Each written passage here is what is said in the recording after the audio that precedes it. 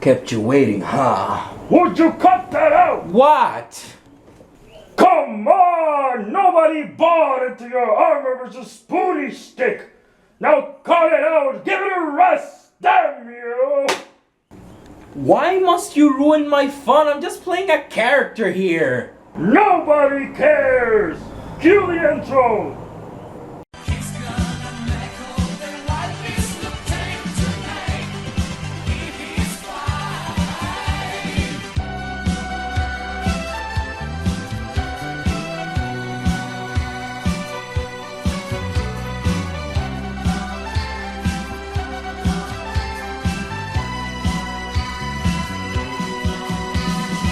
The first inevitable to ever make an appearance was the Marut way back in 1987 in the first manual of the planes for D&D. Throughout 2nd edition AD&D and 3rd edition D&D, more inevitables appeared. In essence, inevitables in D&D 3rd edition and Pathfinder are constructs created with the sole purpose of maintaining the status quo in the multiverse. However, in 4th edition, they are officially classed as immortal humanoids, though it is eventually revealed that they are technically constructs. They serve as impartial judges in disputes amongst the gods. They are called inevitables by mortals because of their relentless nature, and they are essentially warrior bureaucrats among the astral dominions. Leave it to 4th edition to ruin an established mythos, and a really good one at that too. That's been years and years and years in the making. I mean, what's next? Grab the Tarask and categorize it with a bunch of other creatures instead of letting it stand on its own? Something flashed across the screen, didn't it? In the standard cosmology of D&D, the inevitables are from Mechanist, the lawful neutral-aligned outer plane. Inevitables are built and programmed in automated factories called Creche Forges. Oh what, you don't know what a Creche Forge is and you call yourself a gamer? Please, Possimos, put up a picture of a Creche Forge so they can see what it is. We don't have one? Crud. Write Creche Forge in Google and put it up here. I don't know why, I don't think that's where the inevitables are created in. Now, every type of inevitable is designed to enforce a particular type of universal law, and they will stop at nothing and do anything necessary to see the job completed. Unlike other constructs, they may learn from experience and may even develop individual personalities over time. Eventually, they are called back to their home world where their personalities and knowledge are erased so they can begin anew. You know, me as a reasoning human being, and I know not many of us are reasoning nowadays, that to me sounds like a fate worse than death. Going back to your home world to get your personality erased and resetted. I mean, I understand it's part of who they are, so maybe they don't really mind it, but imagine yourself, you graduate, and they decide, you know what, we're gonna reset you back to a blank slate so you can begin attaining personality by yourself. Imagine if that happened at the beginning of college. I don't know, man, it sounds really weird, and of course I'm just a human, so I'm not gonna understand the logic of the extraplanar beings that, you know, are in D&D and Pathfinder and whatnot. Think about it, this would make for a really, really bad adventure hook. An inevitable that doesn't want to go back and doesn't want to get its personality reset because it just likes itself too much. You could make it work? I don't see how, it just sounds stupid. Now on the other side of the gold piece in Pathfinder, the inevitables are created by the Axiomites. Okay, so the Axiomites kinda sort of resemble elves, but in reality they're beings of pure mathematical equations. Imagine a dust cloud that instead of having particles, it has literal equations with plus and minus signs floating around space and floating around you. I mean, to be honest, it's a high schooler's worst nightmare.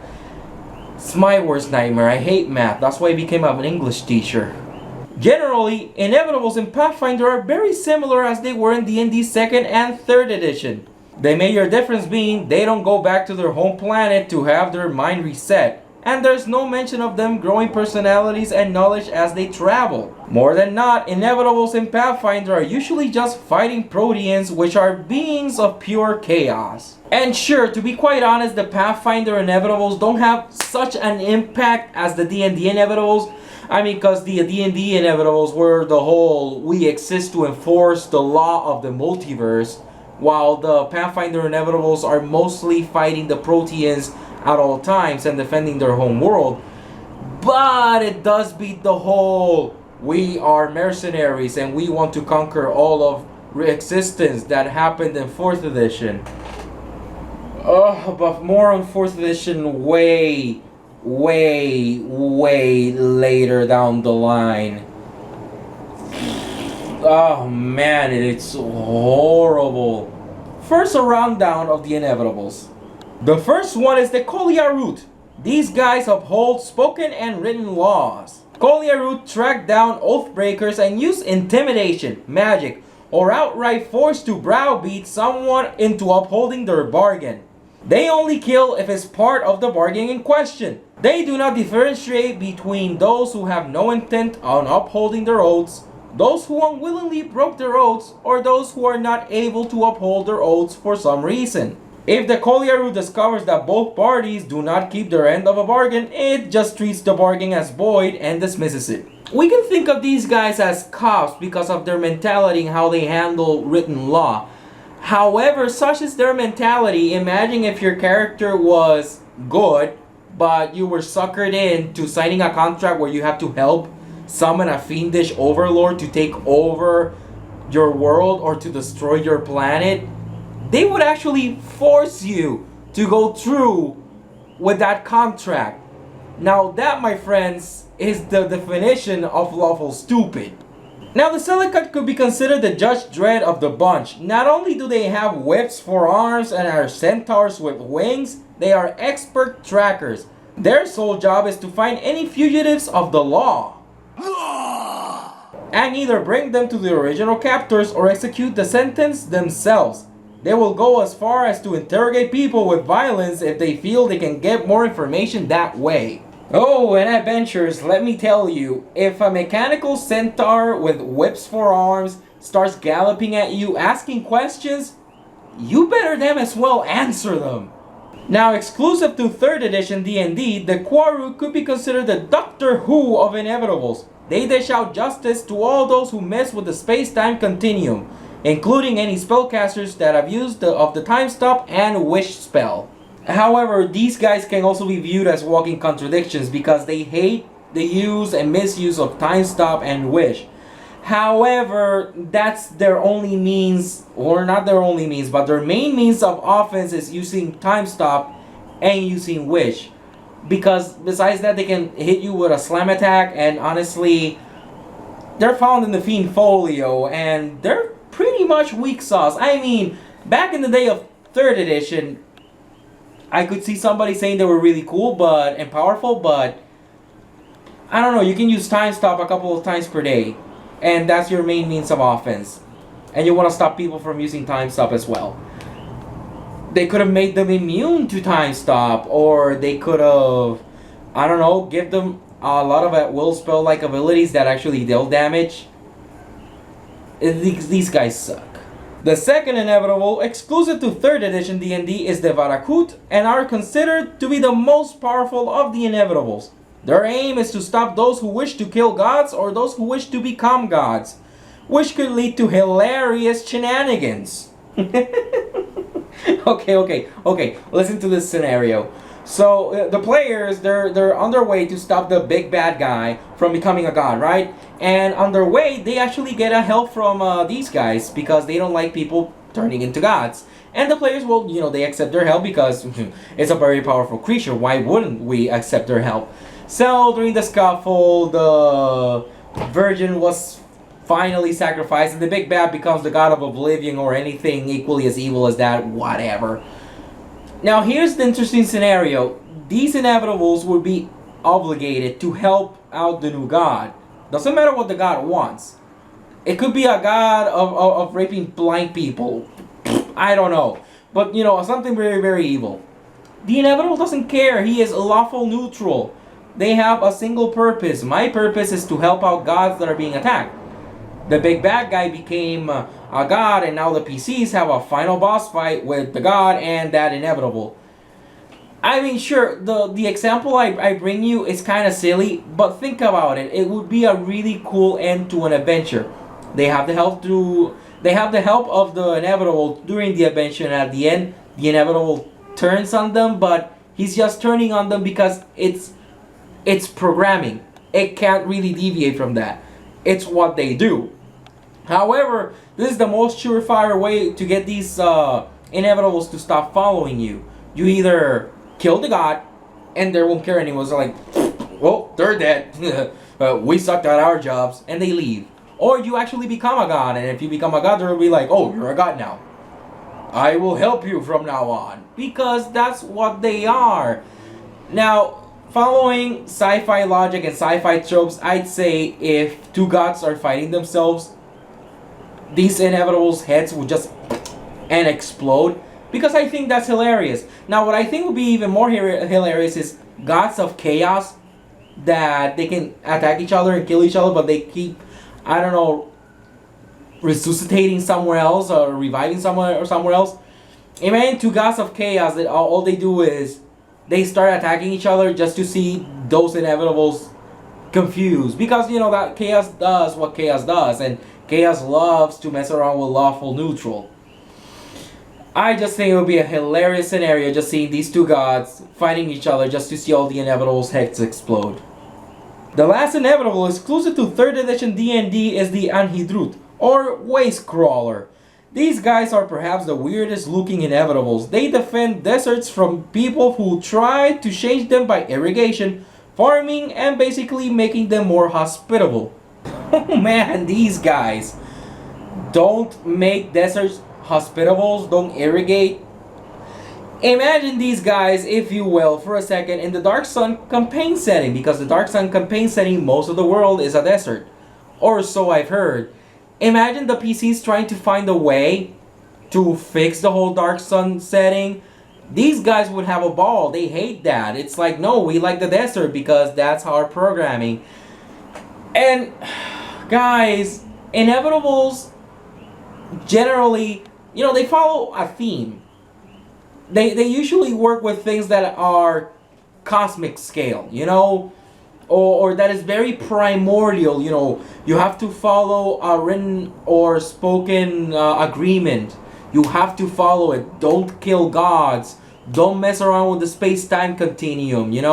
Don't run away from your duties and stuff like that. But these guys are like, we hate Captain Planet?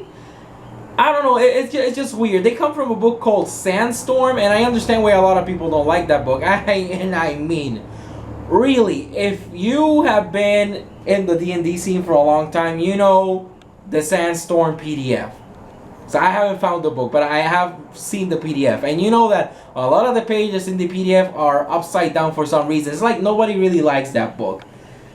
These inevitables even have a different name, Waste Crawlers. They don't even look like inevitables. They don't have humanoid faces, just like a gigantic worm, and it looks weird. It's stupid. I don't know who came up with it, but seriously, dude, there are better ideas for inevitables out there, not just, oh, I like deserts, don't change them, or I will kill you.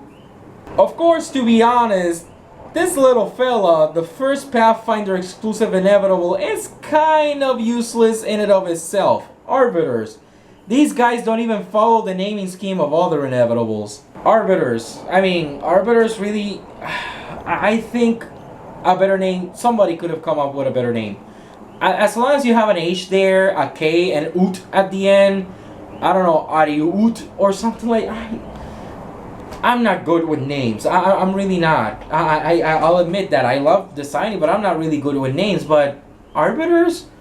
All the other, even the Waste Crawler has an inevitable name, and all the other inevitables follow a specific theme, and they're thematic with their names, but just Arbiter, it seems so weak sauce compared to the other ones. And all they do is they hang around, with their wizard and try to maintain them lawful. If they're not lawful, they're trying to sway them on the path of lawfulness. They don't have any real oomph. They don't maintain a status quo. They just want people to be lawful.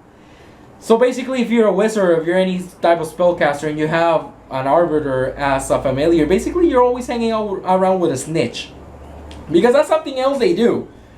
If they see like there's an incursion or something that's happening that another inevitable would have to stop, they have an ability where they can sense inevitables, and they'll go to the nearest one, nearest highest ranking inevitable, and report back.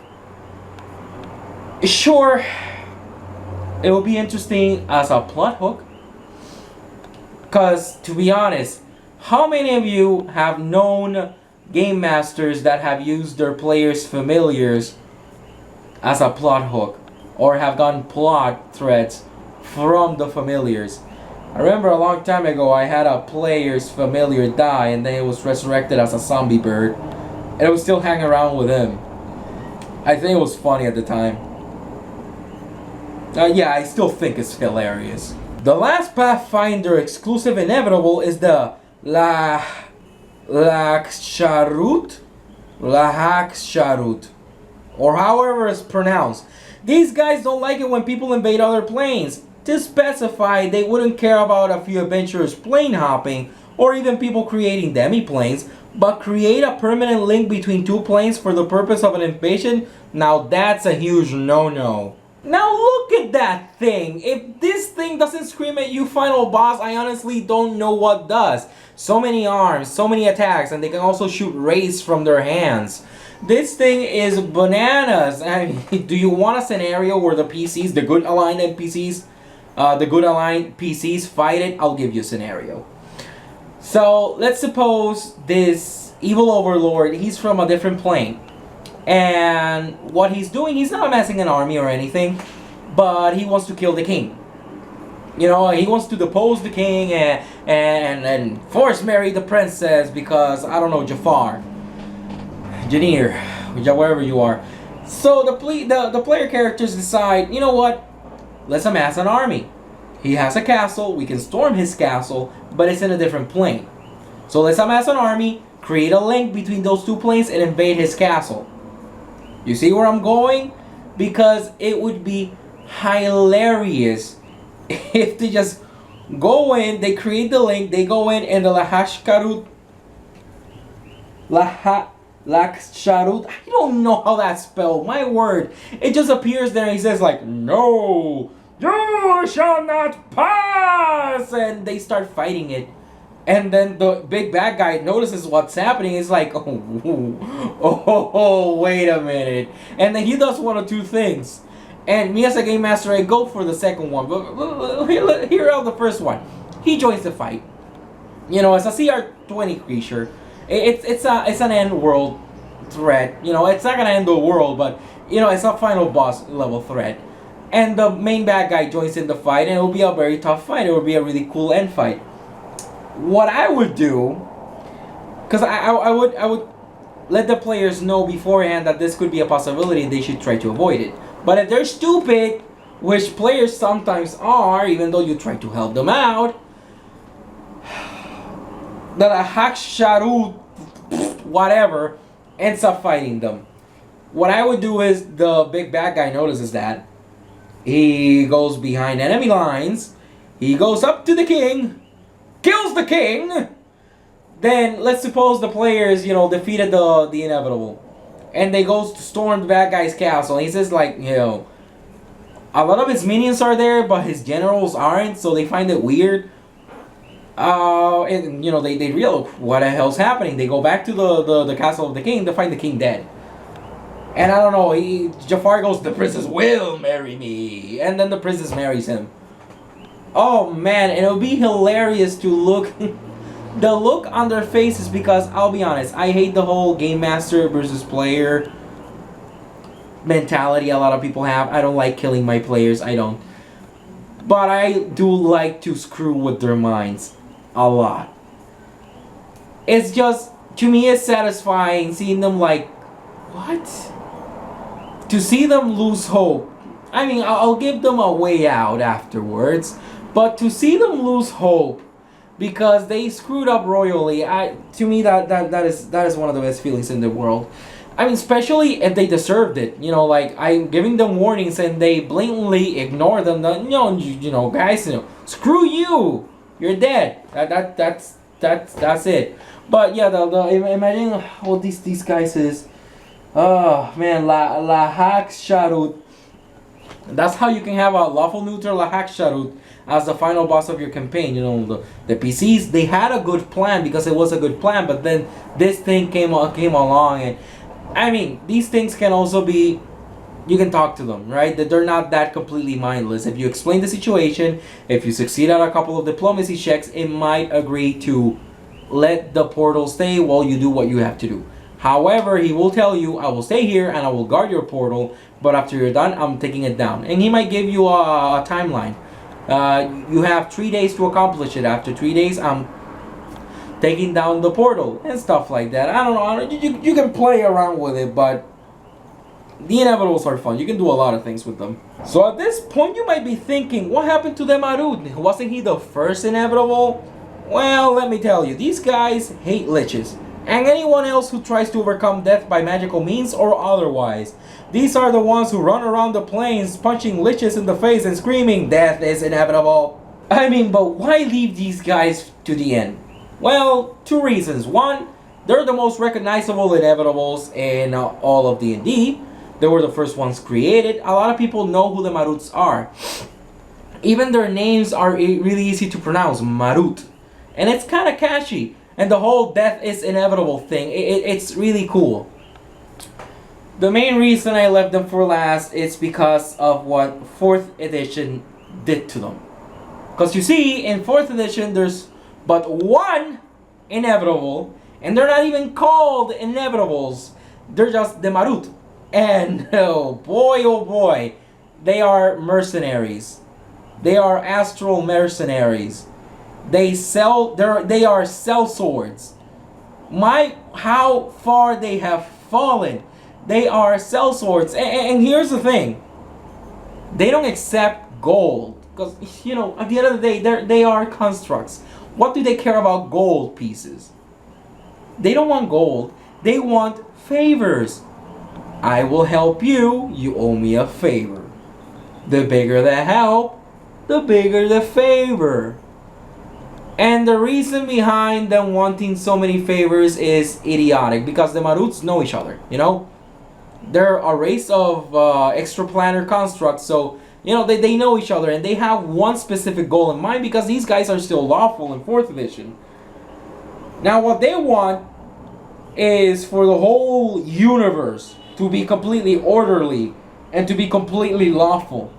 And the way they want to achieve this is, if enough people owe them enough favors, they'll be able to cash in their favor and reshape the universe in their image.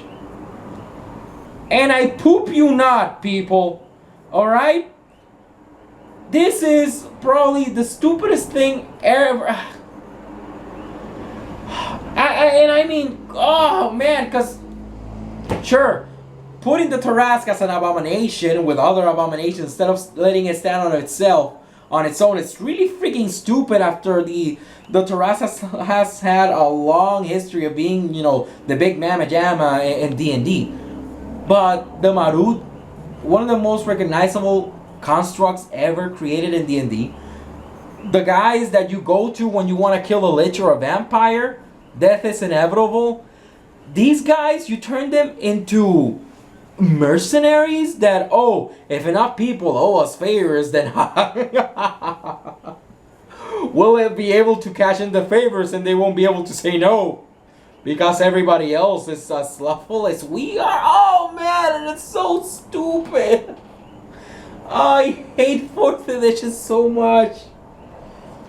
Oh man, because I don't want to go into another 4th edition rant, but dudes, come on. I mean, say what you will about the game, whatever. You like it, you hate it, whatever. I don't like it. I don't like it. Some good things have come from, the 4th edition game. But destroying the lores, well-established lore that people, respect, lore that people love, lore that people, lore that people swear on. Destroying it so much like that. Going from death is inevitable to, hey man, I'll help you out, you owe me one. No, just, no, no, no. So these are the inevitables. They go well in almost any setting, and since they are open game content, try them out in any game. Heck, they make great video game villains too. I mean, could you imagine? Finally, I have thwarted Satan. Now I can be back with my beloved. You have disrupted the status quo. Now you must pay with your life. What? You're not even an inevitable. You're just a transformer. Death is inevitable.